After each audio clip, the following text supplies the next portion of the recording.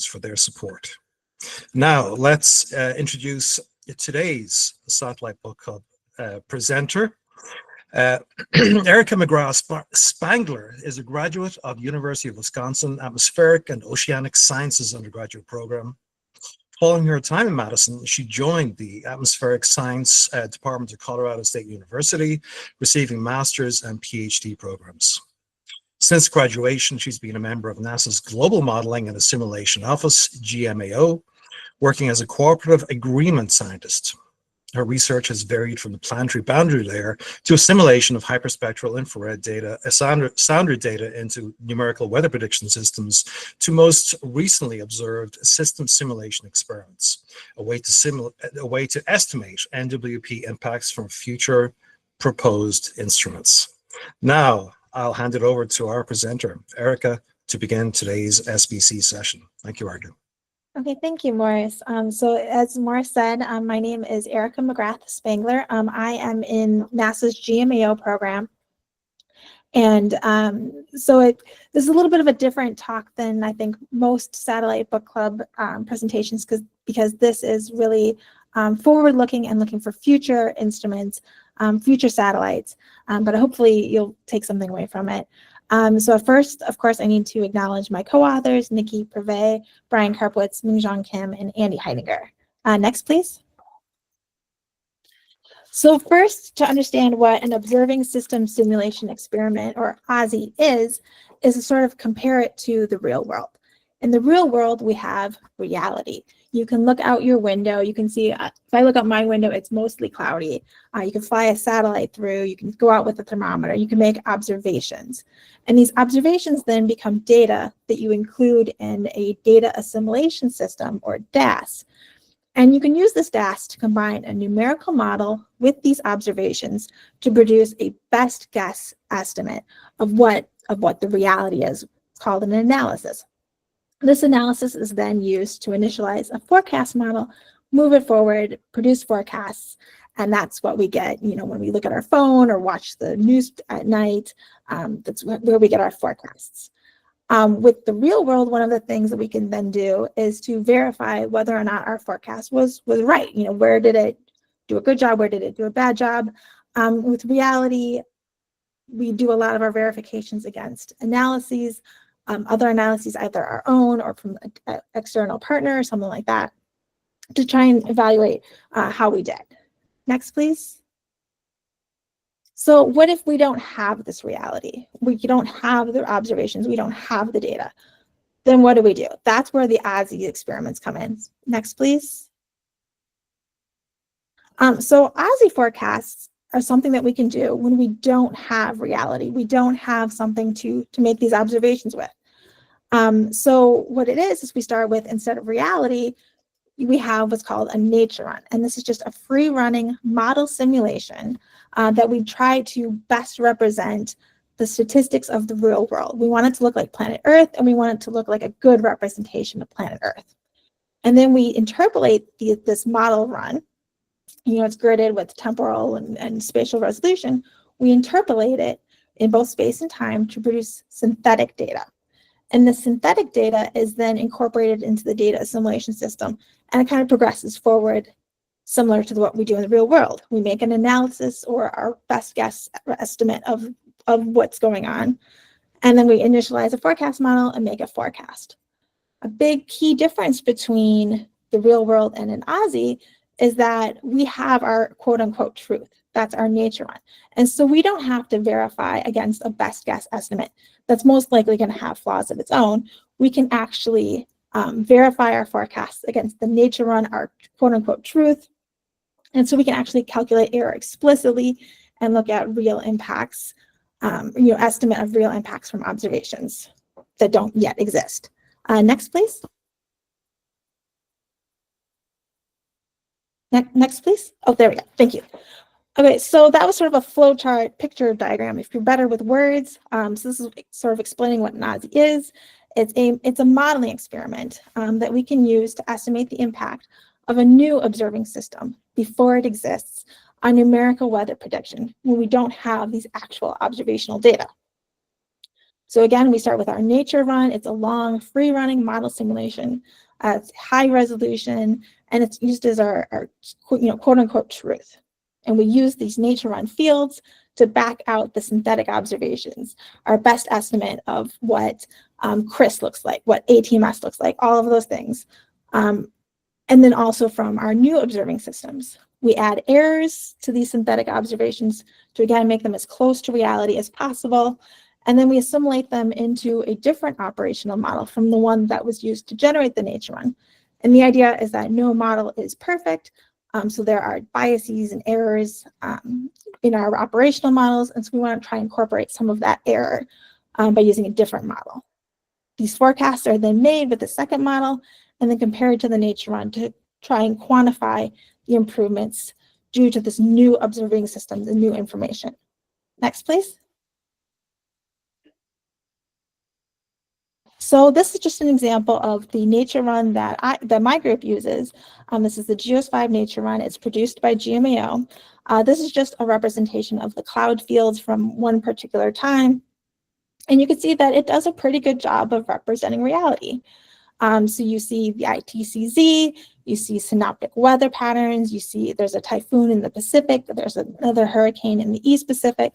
And it's sort of it's not a real weather, this was not a satellite image, but it's sort of a model simulation that's trying to best represent what we would have seen if we'd flown a satellite. Next, please. So this animation gives you a feel for some of the complexity that goes into these OSSE experiments, the OSSE framework. So this is just an animation showing the observations that are generated from one day in the simulation. And you can see that you have microwave information, you have the infrared, you have radio signs, you have MODIS, you have aircraft. One of the things that I like to point out with this animation is with the aircraft. Aircraft is primarily a daytime observation, and so you can see how the yellow dots, the aircraft, migrate with the time zone to coincide with the daytime hours. Next, please. So why do an OSSE? There are several different reasons why you would want to do an OSSE. For instance, if you're on more of the numerical weather prediction, the modeling side, in the data assimilation system, you might want to test a change to the model or to the data assimilation system itself in an environment where the truth is known, where you really want to know what the impact is going to be. Another example might be is if you want to make a design decision for a new observing system. Maybe you want to do a new orbit. There's been some talk about having an early morning orbit. You could try that, or changing in the number of sensors, or if you want to expand your wavelength domain for an instrument, things like that. But essentially, what I'm doing is if I want to find out what the added value or what the impact would be to a numerical weather prediction for a new observing system. And the real benefit for this is that you can do it before you build it. So this is a very cost-effective and time-effective way of estimating what your forecast impact is going to be for a new instrument before it's built. Next, please. So OSSEs at GMAO. So there are a lot of different groups that perform OSSEs, and GMAO is not an operational center. We're more research focused.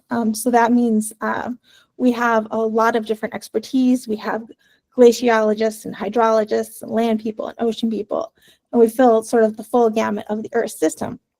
And OSSEs are just a part of what we do, but we can take advantage of this broader expertise.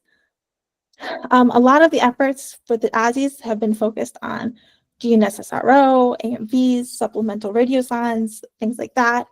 And these beneficial impacts that we can see in the OSSE can then be incorporated into our quasi-operational system that we run here at GMAO, if and when the observations actually do become available. So maybe we find something that is a better way to assimilate the data or an estimate of the error within the data assimilation system. That knowledge can be incorporated into the system. And then there's also frequent communication and feedback between GMAO and NOAA, both research to operations. If we find something in our research that's beneficial for weather forecasts, we can communicate that to the operations side, and then also operations to research. if you're looking at a new satellite instrument, we can do some research and figure out what kind of impact we should expect from that. Next, please. So this is just a use case of one of the things from my own research that I've been looking at. I think most people are probably aware that GeoXO launched a little over a year ago. This picture of its launch. Next, please. And so now we're beginning sort of a new era.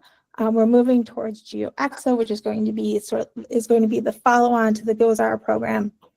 And we're really excited about it for a lot of different reasons. Next, please. So one of the big things that we're excited about is a proposed GeoXO Sounder, which is a hyperspectral infrared sounder that's going to be in geo orbit. It's going to join missions from Europe. IRS, the infrared sounder, actually just launched a couple of months ago, and Japan is expected to launch one by the end of the decade. So we're very excited about that. And GXS is going to be the first geo hyperspectral IR sounder over the Western Hemisphere. And there are a lot of benefits that we're expecting with the geo sounders.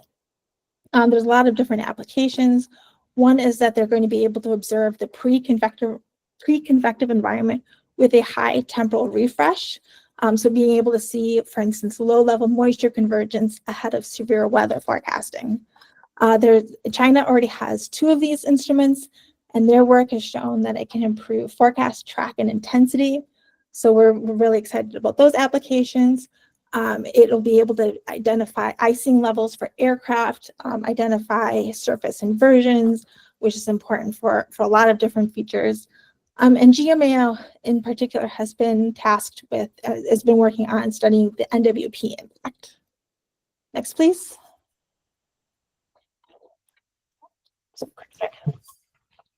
So because GMAO is more research focused, we've been able to sort of ask different research questions. And one of them is, what does the United States gain from international partners? What do we get from including GXS in the sort of global ring of geosounders, including Europe and Japan? Next, please.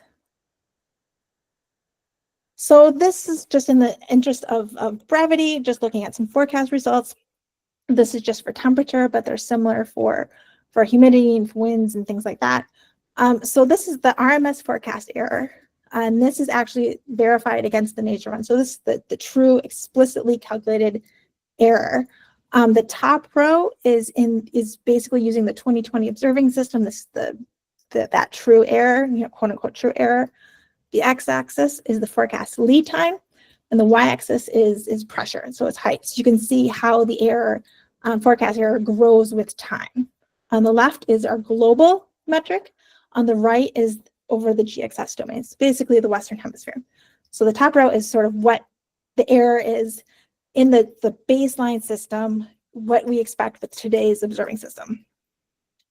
The 4 bottom panels are showing the normalized difference relative to that 2020 observing system. So it's the benefit or degradation relative to today's observing system. Middle is if we only add GXS. The bottom is if we include that global ring, if we include those international partnerships. On the left, looking at the global, we can see that adding GXS, it has a little bit of a benefit for global forecast prediction, but it's not really large, and it's not a lot of statistical significance. That's the gray or the black hashing. If we look at the global ring, though, adding the GXS plus the European plus the Japanese, we see a much stronger benefit, which is important if you're interested in weather forecasting over Guam or other U.S. interests, away from the Western Hemisphere. And it's a lot more statistically significant, and that significance is extending to 4 days. If we focus instead on the right, if we're looking at just the GXS domain, Western Hemisphere, there's not really a big difference between GXS only or having that global ring, which is showing that regional impact is really attributed mostly to GXS. And so if we want that forecast benefit, we really need to be including our own instrument over our part of the world. So next, please. So this is actually just sort of looking at the opposite. So this is having the global ring with and without GXS. So again, the top row is the baseline forecast error that we get for temperature, and then the 4 bottom panels are the normalized difference from the addition of these GeoSounders. And so if we look at global, there's a little bit of a smaller impact if we only have IRS and GHMS, the European and the Japanese, relative to that full global ring in the bottom. But it's still having a benefit. If we focus on the Western Hemisphere, that benefit pretty much disappears if we do not have that GeoSounder over the Western Hemisphere. And we're just not seeing the strong benefit. It's really only significant at about 700 hectopascals and for not much longer than a day. So we really, if we want to have a forecast improvement, we can't rely on our international partners here in the Western Hemisphere. So next. So another way of looking at forecasts is tropical cyclones. I have 2 examples here. The green coloring is that 2020 observing system. That's sort of our baseline. The other colors are if we include these GeoSounders. The left is a Gulf hurricane, and on the right is a Pacific typhoon. And what we find for both of these cases is that by adding on those GeoSounders, that temporal resolution, vertical sounding of the atmosphere, we're able to reduce the forecast track error on the order of 1 to 3 days. That's the stars are showing a significance level, and that's on the time frame relevant for evacuations, getting people out of the way, and letting them know, heads up, if there's a storm coming. Next, please.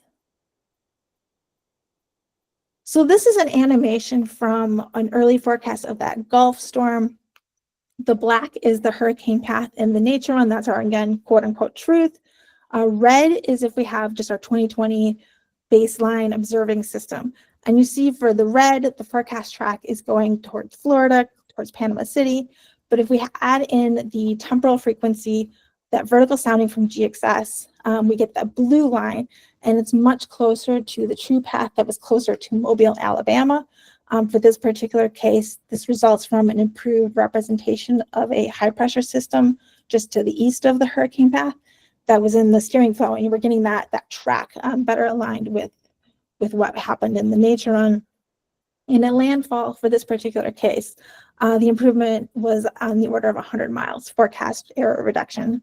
So that's really important for letting people know. Next, please. So another question we had was, we already have LEO sounders. What are we going to gain by adding GeoSounders? How do they complement each other? What do we get from having both? Next, please.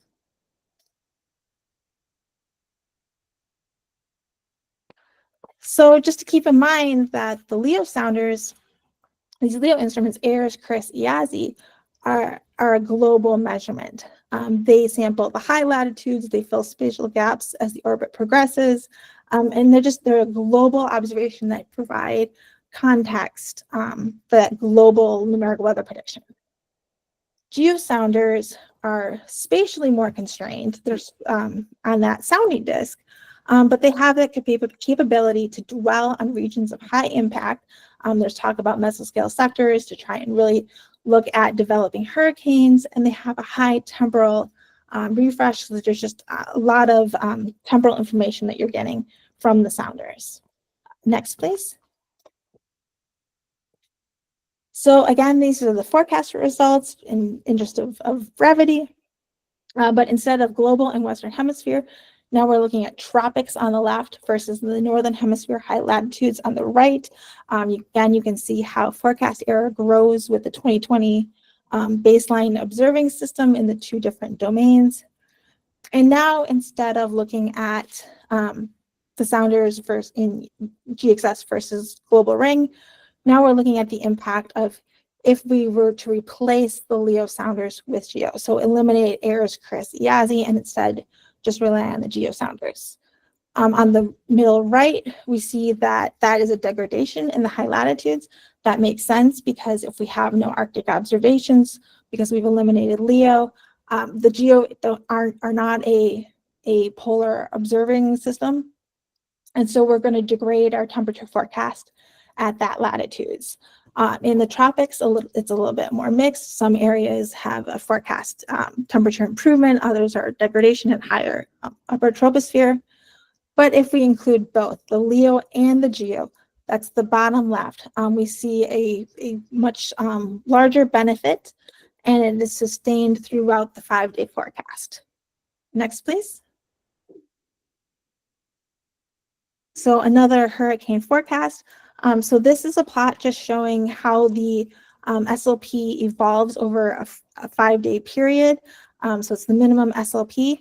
The top is the nature run, or quote unquote truth, and the two bottom ones are forecasts, both with and without GXS. Can you, next please? Okay, so in the nature run, what we found for this particular hurricane, it was an Atlantic hurricane. There was a low pressure system to the northeast that moved towards the hurricane, but in the nature run, these two did not interact. They got close, but they didn't actually have any interaction. If we simulate this without GXS, we don't have that temporal resolution. What we found is that that low pressure system ended up rotating around the hurricane and pulling the hurricane off track. Same thing happened if we didn't have those LEO observations constraining the low pressure system. So what we found is that the forecast that performed best is when we had both the LEO and the GEO. The LEO to constrain that low pressure system because it was outside the domain of the GeoXO Sounder, and then the GeoXO Sounder to have that temporal information to really constrain the hurricane and keep it where it's supposed to be. Next, please. So another tool that we can use with an OSSE system and with real systems as well is the FSOI. And what this is just a measure of the forecast error reduction. It's how does an individual instrument, individual observation work to improve the forecast. So a negative value is good. That indicates a reduction in the forecast error. So this is just looking at the satellite radiances. On the left, we have global. And there we see that it's the polar orbiting, it's those LEO instruments that really have the most beneficial impact at reducing that forecast error. And again, this makes sense because it's a global measurement, it's reducing a global forecast error and a global metric. If, however, we look on a regional scale and we look at just the CONUS for what is reducing the forecast error, we find that it's the GeoXO Sounder. It's that GEO, that temporal resolution, always having data available, is what's really reducing that forecast error. Next, please. So we wanted to look into a little bit more as to what is the mechanism for this impact. So on the top, we have the count. Looking at LEO on the very top row, we see that there's a lot of heterogeneity in the number of observations that are occurring based on synoptic time. At 12Z, there just isn't a LEO pass with observations that are simulated over land. And so we've got sort of a hole in the observations. If we look at, however, GEO, the count is pretty consistent regardless of the time. Because it has that GEO, it has that temporal information, it's always there, it's always available. If we look then at the FSOI and the lower plot, the LEO, again, has more heterogeneity in terms of beneficial impact. Again, negative is good, blue is good. For GEO, it's more homogeneous, that it's always sort of a benefit regardless of the synoptic time, but there is still more of a beneficial impact at 60. And so we wanted to see why that was. So next, please. So for that, we looked at the full observing system. On the right, we have the count. And what we found is that, again, there's a lot of variability in the number of observations that are occurring based on the synoptic time. And that has an impact then on the observation impact. And if you, next please. So yeah, so the LEO, there's a lot of heterogeneity in the count on the right. In the GEO, it's a lot more consistent. Regardless of synoptic time, the number of observations that are being assimilated are pretty similar. Next. Oh, back. So then if we zoom in at just the top 3 contributors to forecast error reduction, what we find is that for the radiosondes, there's a minima in the count at 6 and 18 UTC, which makes sense because those are not the major times where they launch weather balloons. And similarly, aircraft, 6 UTC over the United States, over CONUS, is the middle of the night. And so there aren't as many aircraft observations either. And so that leaves a conventional observation data gap at 6 UTC. And because the geosounders have a temporal consistency in their observation counts, you have information coming in all the time. It's filling in that hole, that data hole, and providing information when it otherwise doesn't exist. And so that's really working to reduce the forecast error. Next, please. So a summary, so the OSSE framework is a powerful tool for proposed missions. It can really help you better understand how a new observation, how a new satellite is going to improve your forecast predictions.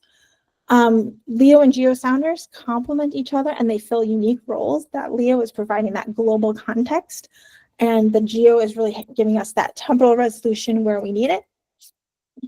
International collaboration is critical for improving global NWP because we're getting more information on the global context when we collaborate with our international partners. And then over CONUS specifically, targeted observations with that temporal frequency, that temporal refresh, is really giving us a big benefit when we consider the full observing network. Next. And with that, I say thank you. And hopefully I'm about on time.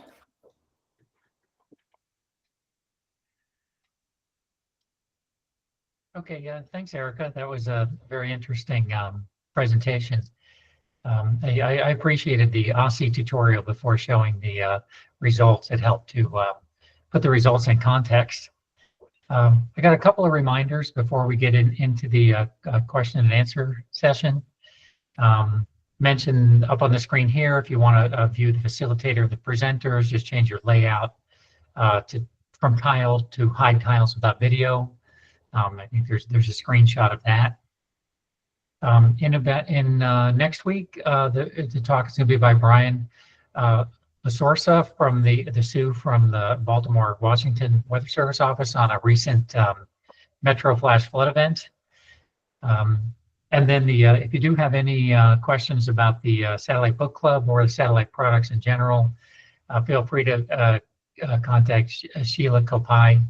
Her email address is on the screen here. And again, remember to put any questions in the chat. And it looks like we've got a couple there, so I'll go ahead and start.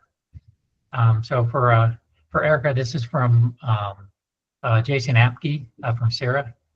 So it says, for sounder information being assimilated, does that include the winds? And also any thoughts on how results would change if the sounder were placed in goes east rather than a centralized location? Yeah, so those are great questions.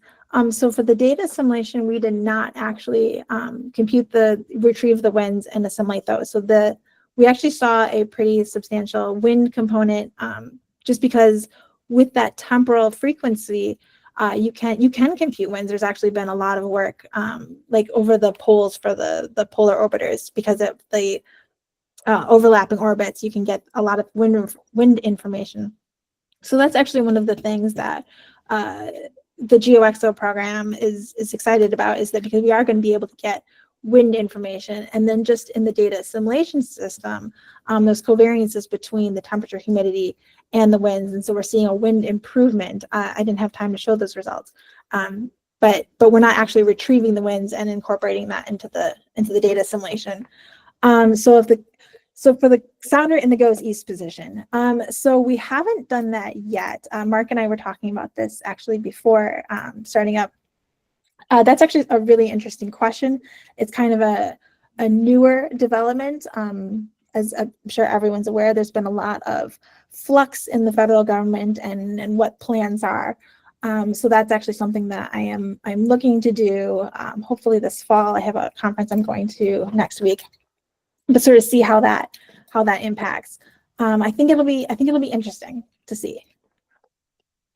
Okay, thanks. And yeah, the fact that you don't actually simulate the AMVs, probably your estimates are then a bit of a lower bound. That the impact might actually be even bigger when you did that. Yeah. Okay. There's some work out of, I think out of Sierra that's going to be looking at that. I mean, I think it's Sierra, but there are people who are working on it specifically for the GeoXO Sounder. Okay. I've got yeah. Yes. Jason commented yes. He's the PI. Yes. I had another question. This is for myself, but you showed the error statistics of the impact of the GEO sounder on the temperature forecast. Did you look at all at the moisture forecast? Because a lot of things are very sensitive to small changes in moisture, severe weather, tropocyclone genesis, and so on. So I'm wondering if you actually looked at those error statistics. Yes, we did, and we saw a big improvement, especially in the lower tropospheric moisture. It just, with brevity, I wanted to keep it. I didn't want to go into all those details, but yes, there's definitely a beneficial impact on the moisture. Okay, and the just ballpark, what percentage-wise, you were showing like a couple percent for temperature. Were those percentages similar for moisture, like for example, percentage improvements in mixing ratio, or they were different? Off the top of my head, I think they were a little bit stronger, but similar, like not like wildly different. Okay. All right. Other questions?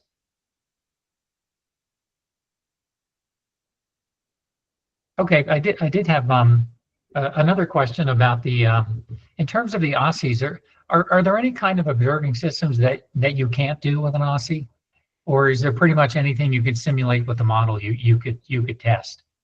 So for the OSSE, for observing systems, you want to have something that the model is sensitive to. So if it has to be on the phenomena that you're interested in, has to be simulated by the nature run, so that's dependent on the spatial temporal resolution of your model. For observing system, I mean, it has to be something that you can derive from model fields. Like if your nature run doesn't include trace gases, and what your instrument is measuring is a trace gas instrument, then that's not really gonna work, because you can't simulate it. But yeah, like if you're looking at temperature, humidity, winds, things that are included in the nature run that you're using. I mean, if you have a different nature run, then of course the answer is different, but it has to be based on what's available in your nature run. Okay. There's another question from Michael Jamalkowski. First, he says, excellent presentation, Erica.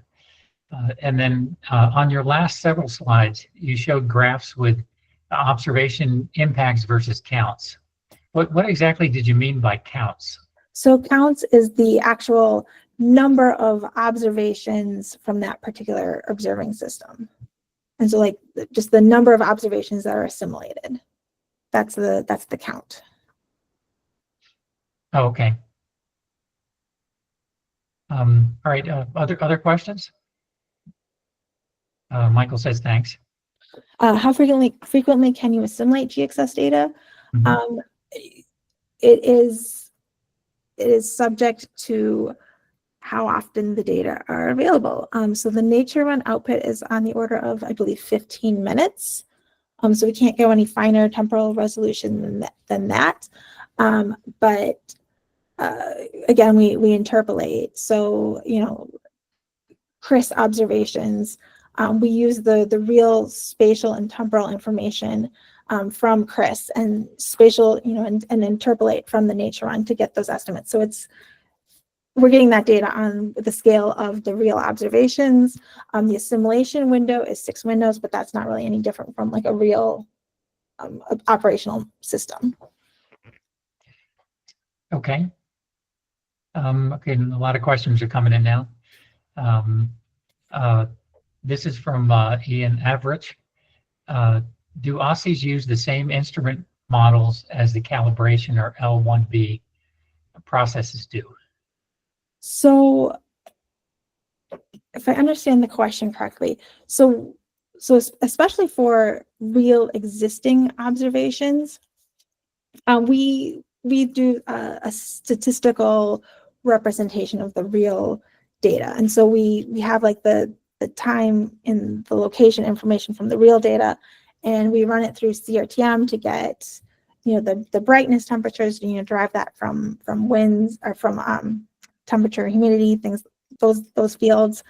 So we run it through CRTM, and we include statistical representation of clouds that are consistent with the nature run. So the real world may have been clear sky for that particular observation, but in the nature run there's clouds, and so we take into account the clouds to contaminate the brightness temperatures, so that it's representing the real world. And then we actually look at like O-F and counts and all of those different features that we have in the real instrument, and we calibrate the observations that we're simulating to best match the real world observations as best we can. So hopefully that answers your question. Okay. There's a second question from Michael, but I'll jump ahead to Jack Dostalek and get back to Michael if there's time with the second one. So Jack says, are you aware of any confirmation of OSSE experiments that is a comparison of how an instrument was expected to perform by an OSSE and how it actually performed in the real world, like later when you do an OSSE?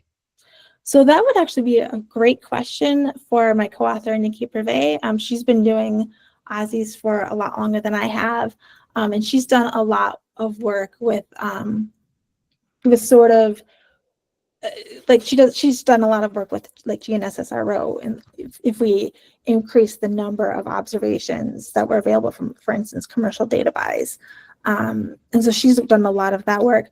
I have not been involved. All of my OSSE work to date has been with the GeoXO Sounder, which obviously does not yet exist, but I would not be surprised if that work has been done. I just haven't personally been involved.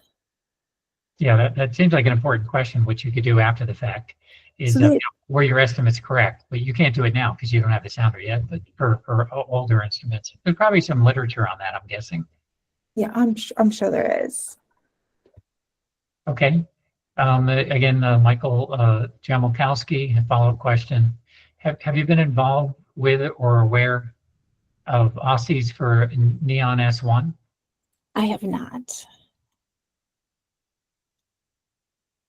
Okay. All right. Any other questions? Okay. Well, thanks again for the interesting talk, and then I'll turn it back over to Maurice.